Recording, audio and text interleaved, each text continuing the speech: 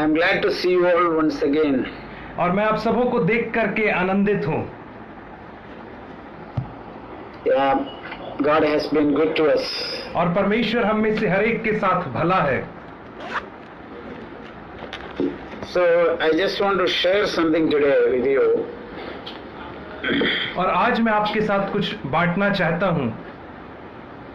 That we must be aware of Satan's scheme. कि हमें शैतान की चालों से अवगत होना है। Throughout the history of the Bible we can see wherever God began a work, Satan greatly opposed that.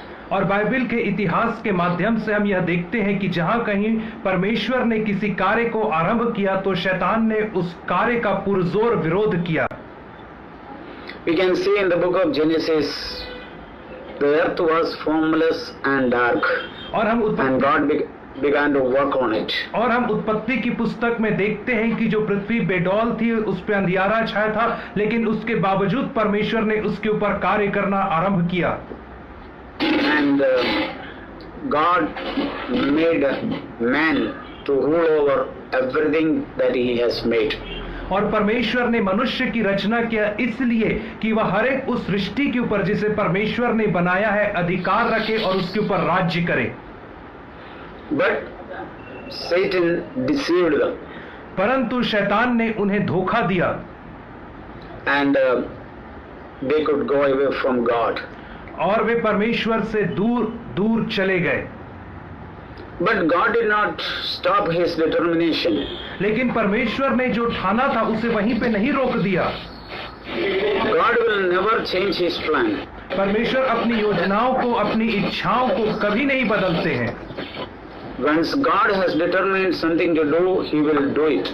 और एक बार जब परमेश्वर ने किसी कार्य को करने को ठान लिया है तो वो उस कार्य को पूरा ही करता है। So God sent Jesus Christ. और इसलिए परमेश्वर ने यीशु मसीह को भेजा। And he began to do that work again. और उसके माध्यम से यीशु मसीह ने उसी कार्य को करना पुनः आरंभ किया। See, when Satan destroyed the work of God, जब शैतान God did not stop his plan. जब शैतान ने परमेश्वर के कार्य को बाधा डाल करके रोक दिया तब परमेश्वर ने अपने कार्य करने को वहीं पे समाप्त नहीं किया। We can see that God has chosen one person, Abraham. और हम देखते हैं कि परमेश्वर ने एक मनुष्य अब्राहम को चुना। Through him, God has chosen a nation. और उसके द्वारा परमेश्वर ने एक राष्ट्र को चुना। Hello? Yes, brother. Through him, God has chosen a nation. और उसके माध्यम से परमेश्वर ने एक राष्ट्र को चुना। And they went into the slavery of Egypt. और वे लोग जो थे मिस्र की बंधुआई में चले गए। From there, God has released them और वहां से through his might. और वहां से परमेश्वर ने अपने सामर्थ के द्वारा उन्हें बाहर निकाला और छुटकारा दिया। And throughout the wilderness, again Satan has deceived them. और पूरे मरुस्थल में हम देखते हैं कि जब वे यात्रा कर रहे थे तो शैतान ने उन्हें धोखा दिया। They become murmuring and complaining. और वे बुड़बुड़ाने लगे, कुड़कुड़ाने लगे। And God, out of them, God chose few of them, and they reached land of Canaan. और उनमें से परमेश्वर ने थोड़े से लोगों को चुना और वे ही लोग कनान के देश में पहुंच पाए। And God gave them commandments there. और परमेश्वर ने उन्हें वहां वाचाएं और आज्ञाएं दिया। But again they disobeyed God. लेकिन इसके बावजूद भी उन्होंने पुनः परमेश्वर की आज्ञा की अवहेलना किया। And Satan deceived them. और शैतान ने उन्हें धोखा दिया। And they went into the exile of Babylon. और उसके बाद वे लोग बाबिलोन की बंधुआई में चले गए। But God did not leave them like that. लेकिन परमेश्वर ने उन्हें वैसा ही नहीं छोड़ दिया था। And God sent prophets and leaders and brought them out. परमेश्वर ने वहां पे भविष्यवक्ताओं को भेजा, अगुओं को भेजा और उन्हें वहां से वापस निकाल करके लाया। We can read in the book of Nehemiah. और हम Nehemiah A man whom God has chosen. और हम नहमिया की पुस्तक में पढ़ सकते हैं उस मनुष्य के विषय में जिसे परमेश्वर ने चुना था। And Nehemiah came to Jerusalem to build the wall of the Jerusalem city. और नहम्याह यरूशलेम शहर में आया, और वह इसलिए आया कि यरूशलेम की दीवारों की मरम्मत करे और उनका निर्माण करे। And there he had great opposition. और वहां पे उसे बहुत ज्यादा विरोध का सामना करना पड़ा। Sanballat and Tobiah, they wanted to demoralize the heart of the people who are working. और सनबलत और तोबिया जो थे वहां पे, जो शत्रु थे, वे चाहते थे कि लोगों के हृदय को निरंकुश कर दें, so that they may stop the work and go. ताकि वे लोग अपने काम को वहीं पे बंद कर दें और उसे छोड़ करके चले जाएं। But Nehemiah and his brethren were determined परंतु not to leave the work. नहम्याह और उसके साथ जो भाई लोग थे, उन्होंने इस बात को ठान लिया था कि वे इस कार्य को किसी भी हालत में नहीं छोड़ेंगे। They worked day and night, carrying weapons in their hands and praying towards God. और वे दिन और रात अपने हाथ में हथियार लिए हुए और परमेश्वर से प्रार्थना करते रहे। And they have completed the work. और उन्होंने उस कार्य को समाप्त किया। So we can see from all these things that there were few faithful men and women for God. और इन सब घटनाओं के माध्यम से हम यह देख सकते हैं कि हमेशा परमेश्वर के लिए कहीं न कहीं थोड़े से विश्वास योग्य स्त्री और पुरुष पाए जाते हैं। They are faithful and committed before God. और वे लोग जो हैं परमेश्वर के प्रति विश्वास योग्य हैं और समर्पित हैं। They may not be a big number, but a small number. और हो सकता है ये लोग बड़ी संख्या में नहीं पाए जाते, परंतु इनकी थोड़ी सी संख्या रहती है। Through them, God achieve His work. और इन्हीं के माध्यम से परमेश्वर अपने कार्य की पूर्ति करता है। So it is very important in every generation there must be few faithful men and women in every place for God. और इसीलिए यह बहुत मुख्य बात है कि हर एक पीढ़ी में परमेश्वर के लिए थोड़े से विश्वास योग्य स्त्री और पुरुष पाए जाएं। Through them God will accomplish His work. और उन्हीं के माध्यम से परमेश्वर अपने कार्य को पूरा करेगा। See, when we turn to the book of Matthew chapter 16, और देखिए जब हम मत्ती रचित सुसमाचार और उसके 16 अध्याय में जिसे हम पढ़ते हैं, verse 18, और उसका 18 वचन कहता है, Jesus said to Peter, यीशु मसीह ने पतरस से कहा, I will build my church and the gates of Hades will not overpower it. मैं अपनी कलीसिया बनाऊंगा और अधलोक के फाटक उस पर प्रबल ना होंगे। See, Jesus has promised this. He said, I will build my church. और देखिए यीशु मसीह ने इसकी प्रतिज्ञा किया है कि मैं अपनी कलीसिया का निर्माण करूंगा And the gates of Hades shall not prevail against it. और अधलोक के फाटक उसके विरोध में प्रबल नहीं होंगे। It's not that gates of Hades will not come against it, इसका मतलब यह नहीं कि नरक के फाटक आपके विरोध में नहीं आए, but परंतु it cannot prevail against it. परंतु वह आपके विरोध में अधिकार नहीं रख सकते हैं। See, this we can see throughout the history of the Bible. Wherever people were faithful to their call, God stood with them. और आप इसे पूरे बाइबल के इतिहास में देख सकते हैं कि जहां कहीं लोग परमेश्वर के प्रति विश्वास योग्य बने रहे, परमेश्वर उनके साथ खड़ा रहा। And they may not be very clever, rich or eloquent people. और वे लोग तो बहुत ज्यादा बुद्धिशाली या बहुत ज्यादा पढ़े लिखे शिक्षित लोग नहीं थे, but they were sincere to their call. परंतु ये वे लोग थे जो अपनी बुलाहट के प्रति गंभीर और ईमानदार थे। See, when Jesus chose His disciples, we can see He has chosen that few number. और They were so faithful. और हम देखते हैं कि जब यीशु मसीह ने अपने चेलों को चुना तो उसने थोड़ी सी संख्या में लोगों को चुना जो विश्वास योग्य थे। God is not looking for a big number of people. और परमेश्वर बहुत बड़ी संख्या या समूह के लोगों को नहीं देख रहा है। God is not against big number of people. परमेश्वर बड़े समूह के विरोध में नहीं है, But He is not looking for such big number of people. लेकिन वह ऐसे बड़े समूह को नहीं चाह रहा है। God is looking always for sincere and faithful people. परमेश्वर हमेशा ईमानदार और विश्वास योग्य गंभीर लोगों की ही चाहत कर रहा है। even in any situation they will stand in faith. और ऐसे लोग जो कोई भी परिस्थिति क्यों ना आ जाए उसमें वे विश्वास में खड़े रहें। See, we can see 6 lakhs people started from Egypt, हम देखते हैं कि 6 लाख लोग मिस्र से बाहर निकले थे, but only 2 people could enter the land of Canaan from those big number. और उन 6 लाख लोगों में से केवल 2 लोग ही कनान देश में प्रवेश कर पाए थे, Because they were faithful towards their God. वे ऐसा इसलिए क्योंकि वे लोग अपने परमेश्वर के प्रति विश्वास योग्य थे। They also faced a lot of trouble in their life, और उन्होंने भी अपने जीवन में बहुत सारी समस्याओं का सामना किया था, but they trusted something, परंतु उन्होंने किसी चीज के ऊपर भरोसा रखा, that God who called them is faithful. और इस बात के ऊपर भरोसा रखा कि वह परमेश्वर जिसे उन्होंने बुलाया है वह विश्वास योग्य है, And he will complete that work. और वह उस कार्य को पूरा करेगा। But all other people in their unbelief, they complained against God. परंतु सारे लोग अपने अविश्वास के कारण परमेश्वर के विरोध में शिकायत करने लगे, And they all perished in the wilderness. और वे सब के सब लोग मरुस्थल में ही नाश हो गए। None of them could enter into the land of Canaan where God has promised. और उनमें से एक भी व्यक्ति कभी भी कनान देश में प्रवेश नहीं कर पाए जहां के लिए परमेश्वर ने प्रतिज्ञा दिया था। And again we can see at the time of Gideon, और फिर हम गिदोन के समय में देखते हैं there were 32,000 people started for war. और वहां पे 32,000 लोग थे जो युद्ध के लिए आगे निकले थे, But finally God could only find 300 men. लेकिन अंततः हम देखते हैं कि परमेश्वर को केवल 300 मनुष्य ही मिले। Through them God defeated the Midianite. और उन्हीं के माध्यम से परमेश्वर ने मिद्यानियों को नाश किया, पराजित किया। So even today the story is the same.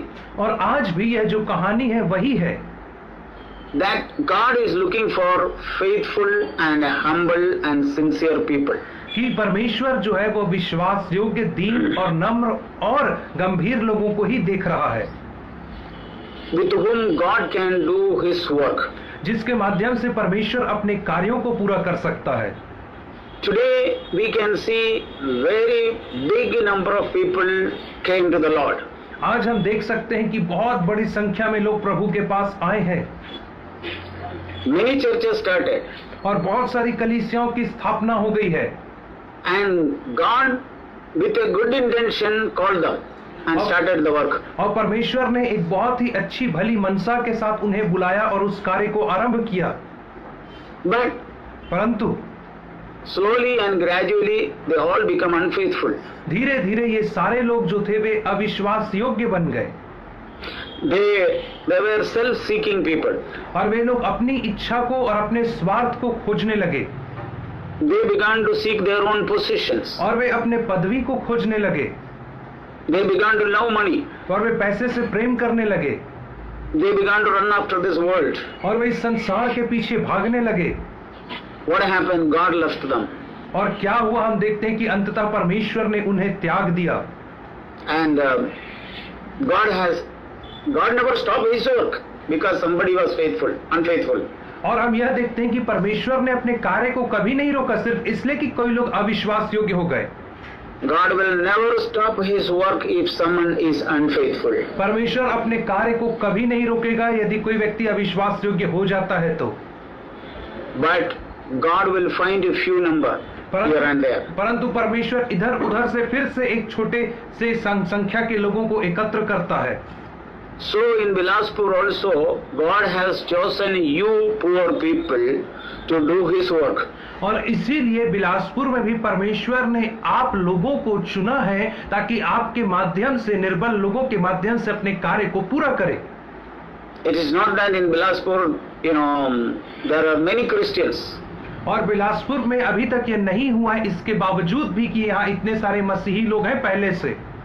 Many big number of people are there. और बहुत बड़ी संख्या में मसीही लोग हैं यहाँ पर।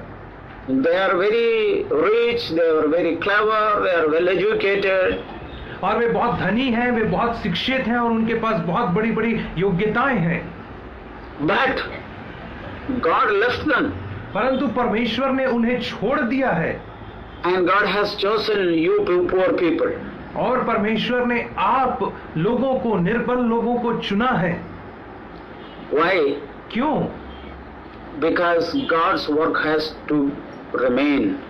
इसलिए चुना है क्योंकि परमेश्वर का कार्य इस जगह पे निरंतर होता रहे।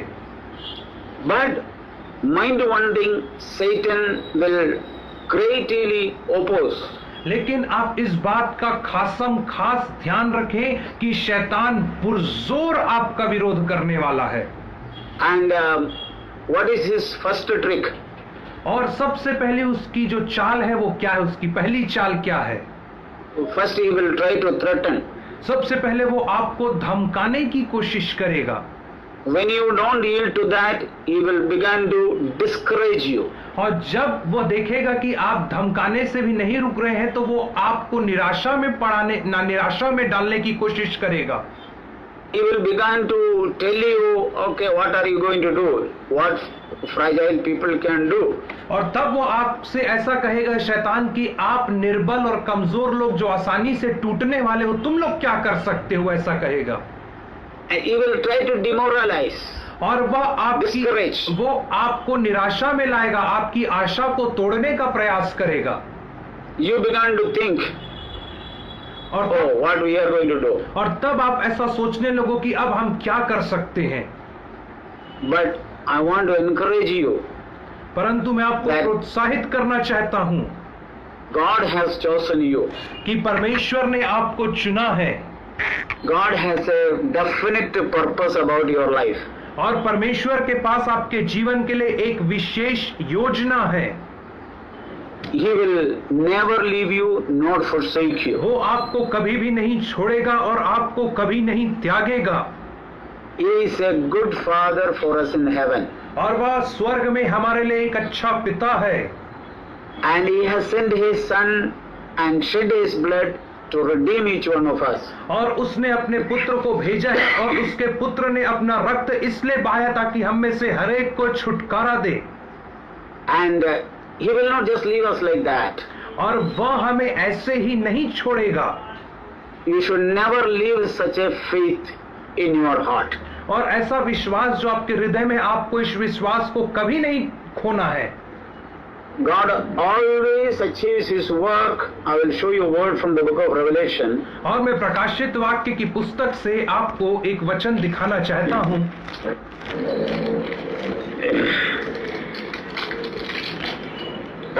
Chapter 17, प्रकाशित वाक्य उसका 17 अध्याय verse 14. और उसका 14 वचन।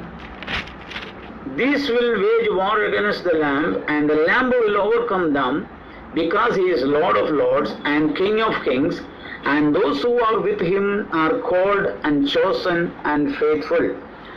प्रकाशित वाक्य 17 अध्याय उसका 14 वचन इस प्रकार से कहता है, वे मेमने से लड़ेंगे और मेमना उन पर जय पाएगा, क्योंकि वह प्रभुओं का प्रभु और राजाओं का राजा है, और जो बुलाए हुए और चुने हुए और विश्वासी हैं वे उसके साथ हैं, वे भी जय पाएंगे। See who are standing with the Lord? और आप देखें कि वे कौन से लोग हैं जो परमेश्वर के साथ खड़े हैं in this war against the devil. और यह जो युद्ध है जो शैतान के विरोध में, इसके साथ कौन लोग हैं जो परमेश्वर के साथ खड़े हैं? It is not Lord alone. और यह परमेश्वर अकेला नहीं है, He has somebody with him. और यहाँ पे कोई लोग हैं जो परमेश्वर के साथ खड़े हैं इस युद्ध में। Their quality is not called they are very clever people. और यहाँ पे जो उनकी योग्यता दी गई है वो ऐसा नहीं लिखा है कि वे लोग बहुत बुद्धिशाली लोग हैं, They are very rich people. या ऐसा नहीं कहा गया कि वे बहुत धनी लोग हैं, They are very highly educated. या ऐसा नहीं कहा गया कि वे बहुत ही ज्यादा शिक्षित लोग हैं। See what is their quality. और आप देखिए कि उनकी क्या योग्यता यहाँ पे दी गई है वे लोगों की। They are called. वे चुने हुए हैं, बुलाए हुए हैं, And then chosen. और दूसरा वे चुने हुए लोग हैं, And then they are faithful. और तीसरा यह कि वे विश्वास योग्य हैं। What was their faithfulness? और उनकी विश्वास योग्यता क्या थी? Even in a time of temptation and trial, they stood faithful to their call. और उनकी विश्वास योग्यता यह थी कि जब उनकी परीक्षा हुई, जब वे प्रलोभन में पड़े, तो वे परमेश्वर के प्रति सच्चे बने रहे और सच्चाई से खड़े रहे। Even in painful situation, they never forsake their Lord. और दर्दनाक परिस्थितियों में भी उन्होंने अपने परमेश्वर को कभी नहीं छोड़ा था। Even many opposition came, they never leave the word of God. और जब बहुत सताव उनके विरोध में आया तब भी उन्होंने परमेश्वर को नहीं छोड़ा था। We can see in the book of Revelation we read about 7 churches. और प्रकाशित वाक्य की पुस्तक में हम 7 कलीसियाओं के विरोध में पढ़ते हैं। Out of those 7 churches, 2 churches, the Lord had to say something commendable. और उन 7 कलीसियाओं में से 2 कलीसियाओं के विरोध में हम देखते हैं कि परमेश्वर ने कुछ भली बात कहा।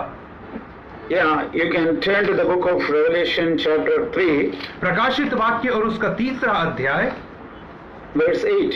और उसका 8वां वचन। And speaks about Philadelphia church. और यहाँ पे फिलाडेल्फिया की कलीसिया को कहता है परमेश्वर। I do not know how big the Philadelphia church was. मैं नहीं जानता कि कितनी बड़ी कलीसिया थी फिलाडेल्फिया की कलीसिया। How many people were coming there, we do not know. और हम नहीं जानते कि उस कलीसिया में कितने सारे लोग आया करते थे। But we see verse 8. लेकिन हम 8वें वचन में देखते हैं, Behold, I have put before you an open door which no one can shut. और वो Because you have a little power and have kept my word and have not denied my name. देख, मैंने तेरे सामने एक द्वार खोल रखा है जिसे कोई बंद नहीं कर सकता। तेरी सामर्थ्य थोड़ी सी तो है, फिर भी तूने मेरे वचन का पालन किया है और मेरे नाम का इनकार नहीं किया। प्रकाशित वाक्य 3:8। See what the Lord is saying to them. और अब देखिए कि यहाँ पे परमेश्वर उनसे क्या कह रहा है। You have little power, तुम्हारे पास थोड़ी सी तो सामर्थ्य है, but yet you kept my word. इसके बावजूद भी तुमने मेरे वचन का पालन किया है। With that little what you have, you kept it. और वह जो थोड़ी सी सामर्थ्य तुम्हारे पास थी, उसी के सहारे तुमने मेरे वचन का पालन किया है। परमेश्वर कह रहा है, You have never denied my name. और तुमने कभी मेरे नाम का इनकार नहीं किया है। This church had lot of trials and temptations and suffering and persecution. और इस कलीसिया के ऊपर बहुत सारे प्रलोभन आए, परीक्षाएं आई, बहुत सारा सताव पड़ा।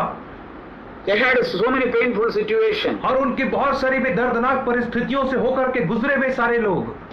They were very poor people. और वे बहुत ही गरीब लोग थे। But परंतु they kept the word of God. और उन्होंने परमेश्वर के वचन को दृढ़ता से थामे रहा। They never denied the word of the Lord. और उन्होंने कभी भी परमेश्वर के वचन का इनकार नहीं किया, कभी भी उसके वचन का तिरस्कार नहीं किया। And Lord had to commend them. और परमेश्वर ने उन्हें एक आज्ञा दिया।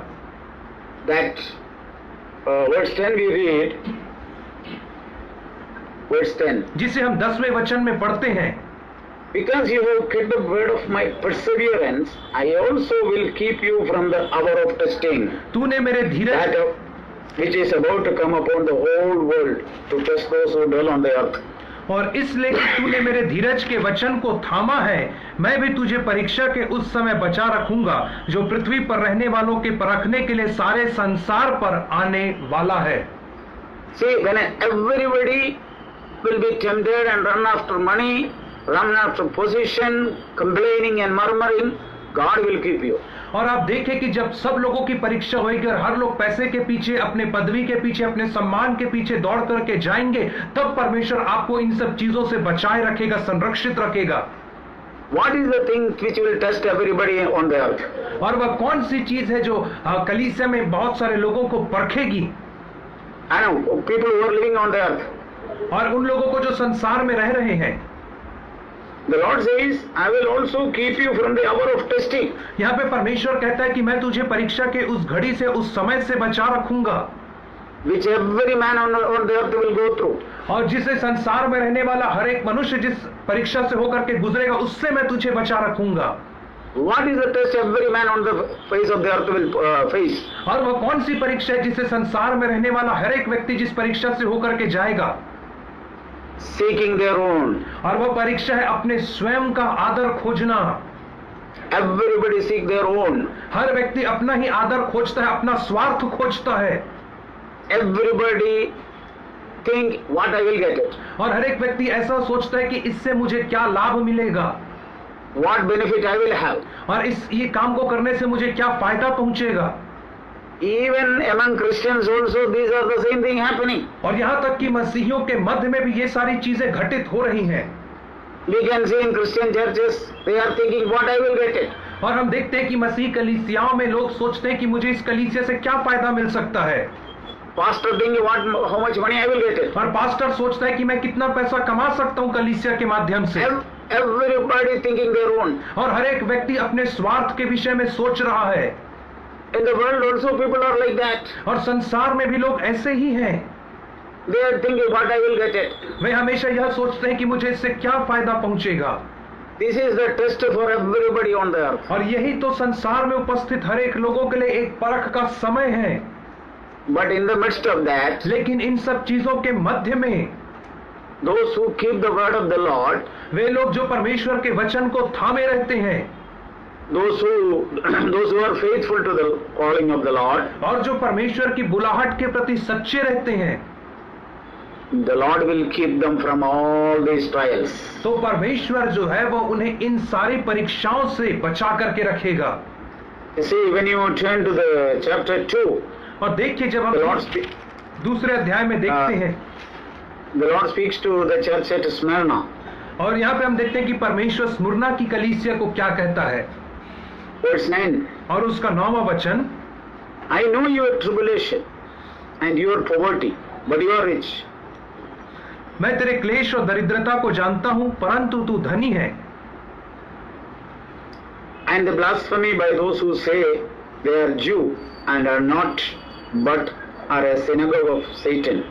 और जो लोग अपने आप को यहूदी कहते हैं और है नहीं पर शैतान की सभा है, उनकी निंदा को भी मैं जानता हूं।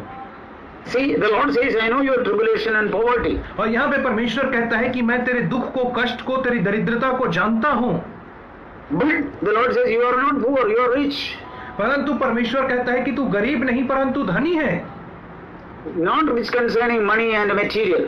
यहाँ पे जो वो कह रहा है धनी, तो इसका मतलब ये नहीं कि वो पैसे में या संपत्ति में धनी है। When God says somebody is rich, और जब परमेश्वर कहता है कि कोई व्यक्ति धनी है, तो that concerning the faith in the Lord. तो वह धनी होने के विषय में तब कहता है वह जो उसका विश्वास है परमेश्वर के प्रति, अर्थात वो उस विश्वास में धनी है। His knowledge about his father.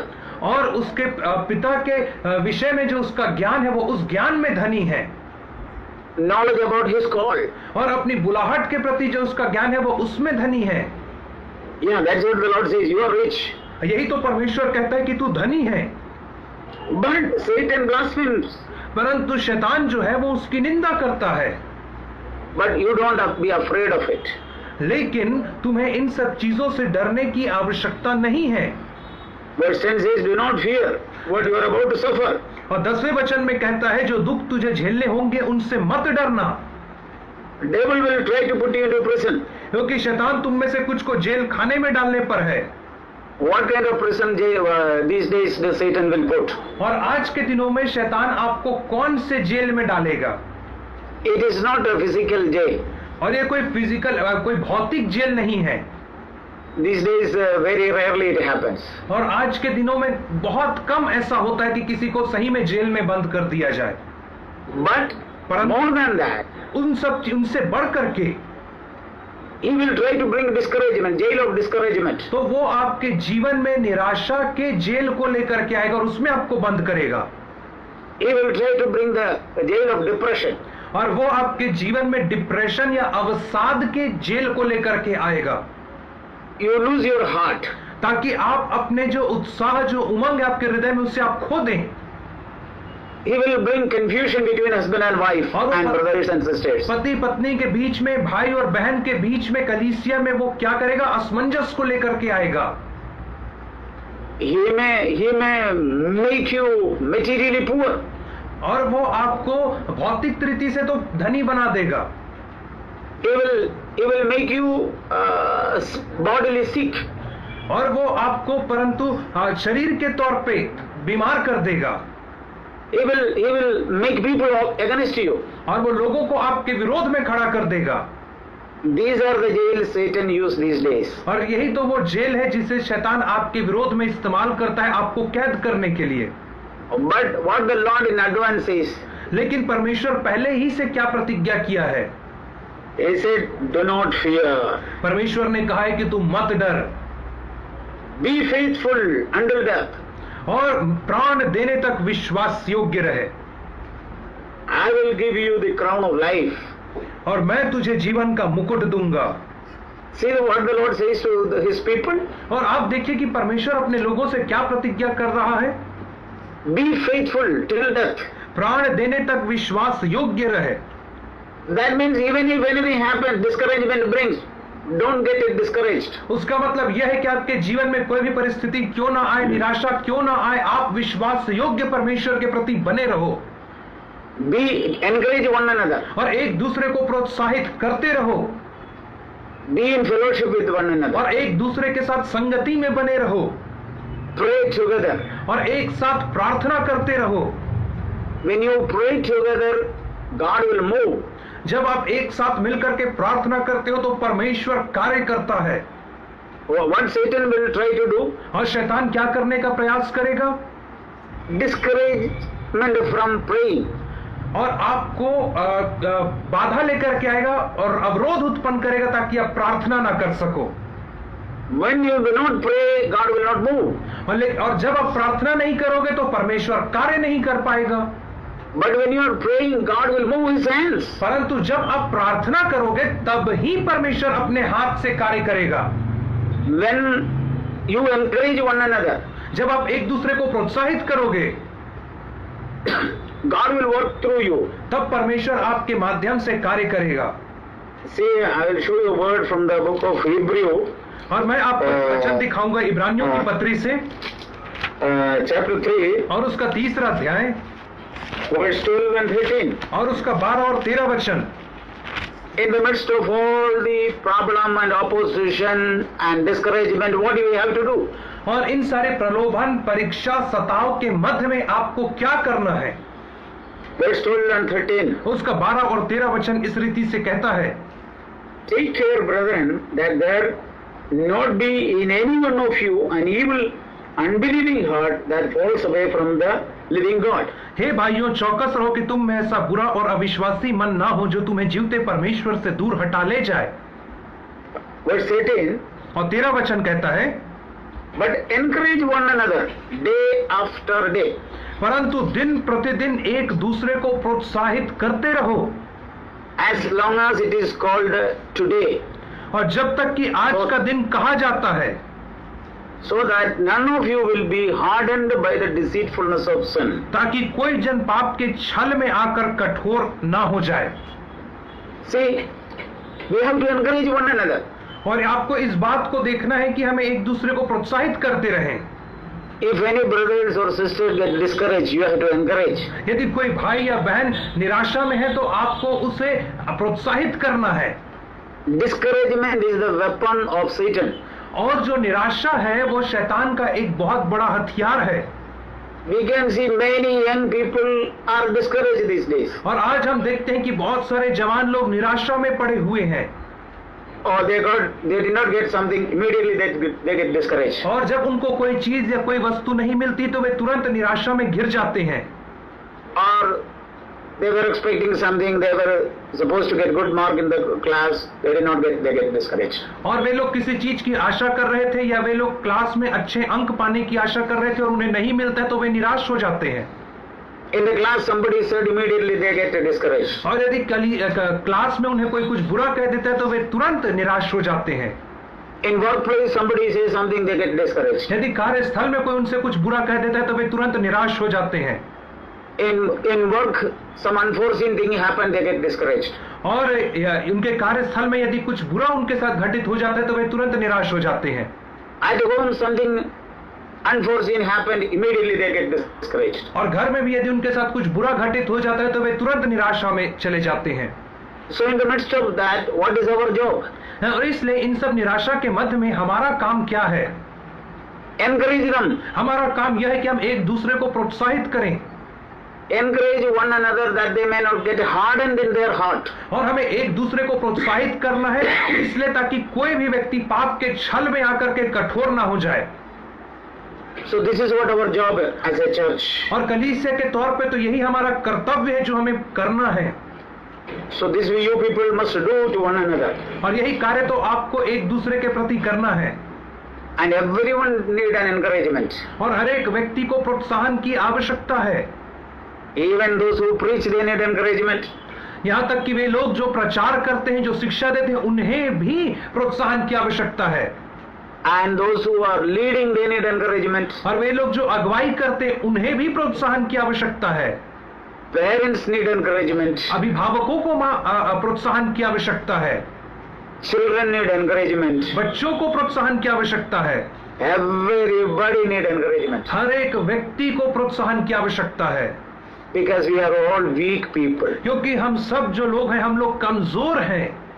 We are not strong. हम मजबूत नहीं हैं।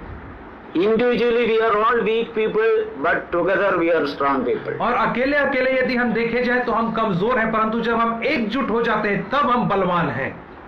Husband is a weak person. पति अकेले में कमजोर है। A wife is a weak person. और पत्नी अकेले में कमजोर है। But when these two people come together, the Lord is in their midst and they are strong. परंतु जब पति और पत्नी एक साथ आते हैं तो परमेश्वर उनके मध्य में होता है और ये दोनों बलवान हो जाते हैं। Exactly the same everywhere, even in the church. और ठीक ऐसा ही हर जगह होता है और ठीक ऐसा ही कलीसिया में भी होता है। Satan always try to deal with people individually. शैतान हमेशा अलग अलग लोगों को अकेले में ले जाकर के उनसे निपटने की कोशिश करता है। Because he know alone he can break a person. क्योंकि वो जानता है कि अकेले में वह एक मनुष्य को तोड़ सकता है। But together he cannot do it. परंतु जब वे लोग एक साथ रहते हैं तो शैतान उन्हें नहीं तोड़ सकता है। Because the Lord is in their midst. क्योंकि परमेश्वर उनके मध्य में रहता है। See, Hebrew chapter 10 we read like this. और इब्रानियों की पत्री 10 अध्याय में हम इस रीति से पढ़ते हैं।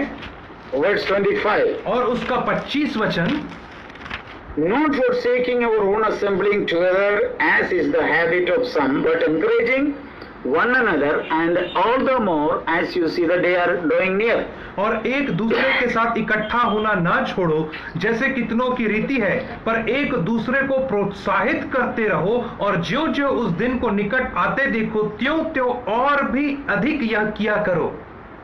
See, never forsake coming together. और यहाँ पे देखो आपके लिए कहा गया कि एक दूसरे के साथ इकट्ठे होने को कभी मत छोड़ो।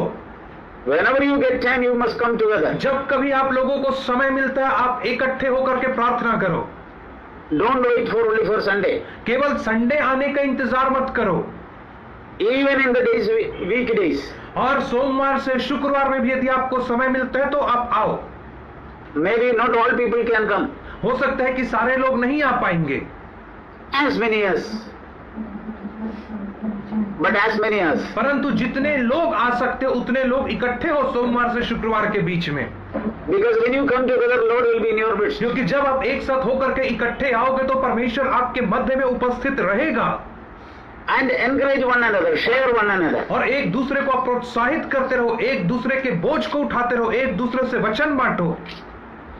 And you will see that you will be strengthened. और तब आप देखोगे कि आप कैसे मजबूती में आगे बढ़ रहे हो। See in the book of 1 Thessalonians chapter 5. और हम देखते हैं कि पहला थिस्सलुनीकियों की पत्री और उसका 5वां अध्याय में It says here, verse 14. और 14 वचन में वो कहता है, We urge you, brethren, admonish the unruly, encourage the faint-hearted, help the weak, be patient with everyone. और पहला थिस्सलुनीकियों 5:14 में कहता है, हे भाइयों, हम तुम्हें समझाते हैं कि जो ठीक चाल नहीं चलते उनको समझाओ, कायरों को ढांढस दो, निर्बलों को संभालो, सबकी ओर सहनशीलता दिखाओ। This is to one another to whom as well as in the church. ये आपको किन लोगों के साथ ऐसा व्यवहार जताना है? उन लोगों के साथ जो कलीसिया में है आपके, Or with in the home. And in the home. और घर में भी। Maybe husband is weak. हो सकता है कि पति निर्बल हो, And wife may be weak. और यह हो सकता है कि पत्नी निर्बल हो। What is the job of the other person? तो दूसरे व्यक्ति का जो कर्तव्य है वो क्या होता है? To bring them up, to encourage them. और दूसरे व्यक्ति का कर्तव्य यह है कि वह उसे ऊपर उठाए, अर्थात उसे प्रोत्साहित करे। Then one may be weak. हो सकता है कि एक व्यक्ति निर्बल होगा, And we have to be patient with them. और हमें उन लोगों के साथ धीरज रखना है। That is how the God will dwell in your midst. और इसी रीति से तो परमेश्वर आपके मध्य में वास करेगा।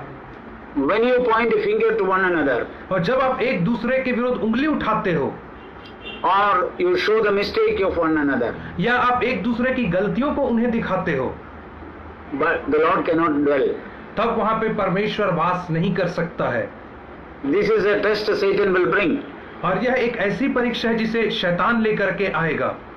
What is the promise of the Lord? लेकिन परमेश्वर की प्रतिज्ञा क्या है? If you hold on to the word of God कि यदि तुम परमेश्वर के वचन को थामे रहोगे faithfully, विश्वास योग्यता से, the Lord will keep you away from all the tests. तो परमेश्वर तुम्हें हर एक प्रलोभन, हर एक परीक्षा से बचा करके रखेगा। Even in so many fallen church in the book of Revelation, और यह प्रकाशित वाक्य की पुस्तक में इतने सारी गिरी हुई कलीसियाओं के मध्य में एक church called Sardis, one church is Sardis. और एक कलीसिया है जिसका नाम सरदिस की कलीसिया है। It was totally dead church. और वो पूरी रीति से मरी हुई कलीसिया थी। But in the midst of that, there were few people. लेकिन उस सरदिस की कलीसिया में थोड़े से लोग पाए जाते थे, Those who were not defiled. और जिन्होंने अपने आप को अशुद्ध नहीं किया था। See verse 4, chapter 3, verse 4. प्रकाशित वाक्य 3 अध्याय और उसका 4था वचन। But you have a few people in Sardis who have not soiled their garments. और सरदिस में तेरे यहाँ कुछ ऐसे लोग हैं जिन्होंने अपने अपने वस्त्र अशुद्ध नहीं किए हैं। The whole church is dead. But there are few people. सारी कलीसिया मर चुकी है सरदिस की, परंतु वहां पे थोड़े से लोग हैं। So it is very important. और इसलिए ये बहुत ही महत्वपूर्ण है। See whom God is looking for. परमेश्वर किसको देख रहा है? He is not looking for the dead people. परमेश्वर मरे हुए लोगों की ओर नहीं ताक रहा है, But he is saying there are few people लेकिन वो कह रहा है कि यहाँ पे who are not soiled. They will walk with me और वो कहता है कि वे मेरे साथ घूमेंगे because they are worthy. क्योंकि वे इस योग्य हैं। So it is very important, brothers and sisters, और इसलिए ये बहुत ही महत्वपूर्ण है मेरे भाइयों और बहनों, you stand faithful to your call. कि आप अपनी बुलाहट के प्रति विश्वास योग्यता से खड़े रहो। Don't mind that you are only few in number, और कभी ऐसा मत सोचो कि आप बहुत ही कम हो संख्या में, or you are not well versed or well known or well accepted. या ऐसा मत सोचो कि आप बहुत ही प्रख्यात नहीं हो या समाज में आपका नाम और इज्जत नहीं है, ऐसा मत सोचो। But the Lord will help you if you stand faithful. और यदि आप परमेश्वर के प्रति विश्वास योग्यता से खड़े रहोगे तो परमेश्वर आपके साथ खड़ा रहेगा और आपकी सहायता करेगा। The Lord is not looking for big number, परमेश्वर एक बड़ी संख्या को नहीं देख रहा है, but He is looking for faithful and honest and sincere people. परंतु वह विश्वास योग्य, ईमानदार और गंभीर लोगों की ओर देख रहा है। And the Lord wants to work through such people. और परमेश्वर ऐसे ही लोगों के माध्यम से कार्य करना चाहता है। And God wants to establish His name in that place. और परमेश्वर इस स्थान में अपने नाम की स्थापना करना चाहता है। Humble yourself. आप अपने आप को दीन और नम्र करें। Remember, many people have fallen in that place. The Lord had called you to accomplish His work. और इस बात को आप लोग हमेशा याद रखें कि इसी जगह में बहुत सारे लोग उसकी बुलाहट से गिर गए हैं और उसके बावजूद परमेश्वर ने आप लोगों को उसके नाम के लिए बुलाया है। So never ever neglect your call. और इसलिए आप कभी भी अपनी बुलाहट को तुच्छ ना जाने। See, the Lord also promises one thing here in the book of Romans. और रोमियो की पत्री में परमेश्वर एक और चीज की प्रतिज्ञा हमसे करता है। He says here, chapter 16 and verse 20. और 16 अध्याय और उसके 20 वचन में परमेश्वर कहता है, The God of peace will soon crush Satan under your feet. और कहता है कि शांति का परमेश्वर शैतान को तुम्हारे पांव तले शीघ्र कुचलवा देगा। See, this is the promise of God. और आप देखिए कि यह कैसी परमेश्वर की अद्भुत प्रतिज्ञा है। Why so many things we go through? और क्यों हम इन सारी विकट परिस्थितियों से होकर के गुजरते हैं? Because the Lord wanted to show there are few people who will never compromise. क्योंकि परमेश्वर इन सब चीजों के माध्यम से यह दिखाना चाहता है कि मेरे थोड़े से लोग बचे जो कभी भी समझौता नहीं करेंगे. In Bilaspur there are few brothers and sisters who will never compromise. और बिलासपुर में थोड़े से भाई और बहन हैं जो समझौता नहीं करेंगे. The Lord wants to show that. और परमेश्वर शैतान को यही चीज तो दिखाना चाह रहा है. He wanted to crush Satan under the feet of such people. और परमेश्वर चाहता है कि शैतान ऐसे ही लोगों के पांवों तले कुचला जाए. Such people will not agree and compromise with Satan's tricks and his advice. और ऐसे लोग जो है वो शैतान की चालों के साथ, शैतान की चतुराई के साथ कभी समझौता नहीं करेंगे. So God wants to see some people like that. और इसीलिए परमेश्वर कुछ ऐसे लोगों को देखना चाहता है. So that God may accomplish His work in these last days through them. ताकि परमेश्वर इन लोगों के माध्यम से इन अंतिम दिनों में अपने कार्य को पूरा कर सके. See, the early disciples were few in number. आप देखिए कि जो पुराने जो शिष्य थे, शुरुआती जो शिष्य थे, वो कितने थोड़े थे संख्या में. But the Lord filled them with the Holy Spirit. लेकिन परमेश्वर ने उन्हें पवित्र आत्मा से भरा. And the Lord turned the world upside down through them. और उन्हीं के माध्यम से परमेश्वर ने पूरे संसार को उलट-पुलट कर रख दिया. When there were a big number of high priests and Pharisees and scribes who know the Bible very well. और जब बहुत सारी बड़ी संख्या में जो महायाजक थे, फरीसी थे, शास्त्री थे. परंतु God did not use any one of them. परंतु परमेश्वर ने उनमें से किसी का भी इस्तेमाल नहीं किया. God used this poor fisherman. लेकिन परमेश्वर ने इन बिचारे मछुआरों का इस्तेमाल किया. Through them the Lord worked. और इन्हीं के माध्यम से परमेश्वर ने कार्य किया. And the Lord was with them. और परमेश्वर उनके साथ कार्य करता रहा. Even in oppositions, trials and troubles and suffering. और परीक्षा में, दुख में, क्लेश में, सताव में the Lord stood with them. परमेश्वर उनके साथ खड़ा रहा. And Paul says in one place, और एक जगह one time everybody left him. और एक जगह में पौलुस कहते हैं कि जब हर लोग उसे छोड़ करके चले गए थे. But the Lord stood with him. तो वो कहता है कि परमेश्वर उसके साथ खड़ा रहा उस समय. See, that's what a great encouragement it is. और देखिए कि कितना अद्भुत प्रोत्साहन है. And everybody left, the Lord stood with him. जब हर कोई उसे छोड़ करके चले गए थे तब परमेश्वर उसके साथ खड़ा था. See, the Lord will never leave us like that. और आप इस बात को देखिए कि परमेश्वर हमें कभी भी यूं ही ऐसे छोड़ करके नहीं चला जाएगा. That is in 2 Timothy chapter 4. दूसरा तीमुथियुस उसका 4वां अध्याय. Yeah, it says here, verse 17. और उसके 17 वचन में कहता है. But the Lord stood with me and strengthened me, so that through me the proclamation might be fully accomplished. परंतु प्रभु मेरा सहायक रहा और मुझे सामर्थ्य दिया ताकि मेरे द्वारा पूरा प्रचार हो, सब अन्य जाति सुन ले. See, everybody left, but the Lord stood with. और यहाँ पे आप ध्यान दीजिए कि हर कोई पौलुस को छोड़ करके चला गया था, परंतु परमेश्वर उसके साथ था. See, it's very important, brothers and sisters. Be encouraged with such words. और ये बहुत ही महत्वपूर्ण वचन है और मैं चाहता हूँ कि आप ऐसे वचनों के माध्यम से प्रोत्साहित हो जाएं. When everybody left, the Lord stood with. जब हर व्यक्ति ने उसे छोड़ दिया तब परमेश्वर उसके साथ खड़ा था. So what is very important thing? इसलिए सबसे महत्वपूर्ण बात क्या है? That everybody accept us or everybody leave us and the Lord is with us. और वह यह है कि क्या कि हर कोई हमें छोड़ करके चला जाए, या सबसे बड़ी बात यह है कि परमेश्वर हमारे साथ खड़ा रहे. The Lord must stand with us. और वह यह है कि परमेश्वर हमारे साथ खड़ा रहे. The Lord will stand when you have a pure heart. और परमेश्वर तभी आपके साथ खड़ा होगा जब आपका हृदय शुद्ध होगा. And you are committed to your call. और तभी खड़ा होगा जब आप अपनी बुलाहट के प्रति समर्पित रहोगे. So it is very important. और इसलिए ये बहुत ही महत्वपूर्ण है. Never forget that Satan will greatly oppose the work. और यह कभी मत सोचना कि शैतान बहुत ज्यादा विरोध लेकर के आएगा. He will oppose it. वो जरूर लेकर के आएगा. But you be determined in your heart. लेकिन आप अपने हृदय में इस बात को ठाने रखना. Take it as a challenge in your heart. और अपने हृदय में इसे एक चुनौती के तौर पे लेना. that the Lord will stand with you कि परमेश्वर आपके साथ खड़ा होगा and He will accomplish the work. और वह कार्य को आपके माध्यम से पूरा करेगा।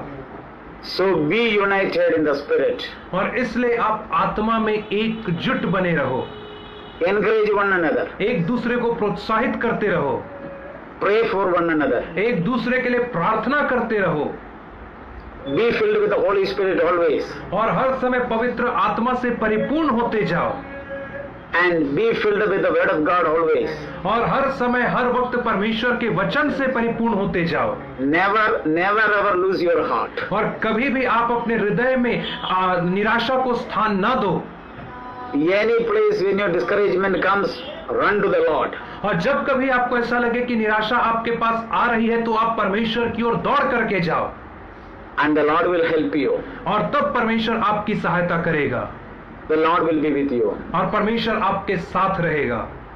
Thus God will achieve His work in your place. और इसी रीति से परमेश्वर अपने कार्य को आपकी जगह में पूरा कर पाएगा। The Lord will help you. The Lord will be with you. और परमेश्वर आपकी सहायता करेगा, और परमेश्वर आपके संग और साथ रहेगा। Stand firm, united in the Spirit. और आप एक साथ जुट करके आत्मा में खड़े रहना। Okay, let us pray. आइए हम प्रार्थना करें। Heavenly Father, स्वर्गीय पिता, we praise you and thank you for this wonderful meeting. और हम तेरा धन्यवाद करते हैं इस अद्भुत सभा के लिए। Thank you for the word you have spoken to encourage us. और धन्यवाद हो उस वचन के लिए जिसे तूने हमें प्रोत्साहित करने के लिए कहा है। Thank you for encouraging us in our heart. और धन्यवाद कि तूने हम में से हर एक के हृदयों को प्रोत्साहित किया है आज। We pray for all our brothers and sisters in Bilaspur. और हम बिलासपुर में अपने तमाम भाइयों और बहनों के लिए प्रार्थना करते हैं। Lord Jesus, strengthen them with your word, प्रभु यीशु मसीह, अपने वचन के माध्यम से तू इन्हें मजबूत कर, so that they may stand firm for your name's sake. ताकि ये तेरे नाम के लिए मजबूती से खड़े रह सके। Thank you that you have heard our prayer. धन्यवाद कि आपने हमारी प्रार्थना को सुन लिया है। In Jesus' name we pray. यीशु के नाम से प्रार्थना मांगते हैं। Amen. आमीन।